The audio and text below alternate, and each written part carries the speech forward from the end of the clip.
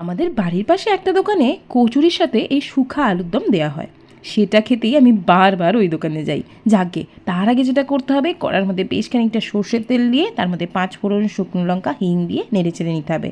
বেশ খানিকটা নারকেল কুচি করে রেখেছিলাম, সেটাও দিয়ে দিলাম। গ্রেট করে রাখা আদা, সেটাকেও নেড়ে চেড়ে বেশ খানিকটা টমেটো ছোট ছোট করে কুচি করে রেখেছিলাম, ওটা বেশ ভালো মতো গলিয়ে কষিয়ে নিতে হবে। এবার বেসিক মশলা হলুদ গুঁড়ো, লঙ্কা গুঁড়ো, ধনে গুঁড়ো, জিরে গুঁড়ো আর কাশ্মীরি লঙ্কার গুঁড়ো দিয়ে বেশ করে ব্যাটাকে কষিয়ে নিতে হবে। এবার খোলা সিদ্ধ করে রাখা আলুও এর মধ্যে দিয়ে দিতে হবে। ভালো করে নেড়ে চেড়ে মশলার সাথে মিশিয়ে নিতে হবে, কিন্তু নাহলে আলুর মধ্যে মশলা যাবে না। এবার সামান্য একটু জল যাবে, খুব বেশি জল কিন্তু এই রান্নায় পড়ে না। দিয়ে দেবো স্বাদ মতো নুন, চেরা কাঁচা লঙ্কা আর ধনে পাতা।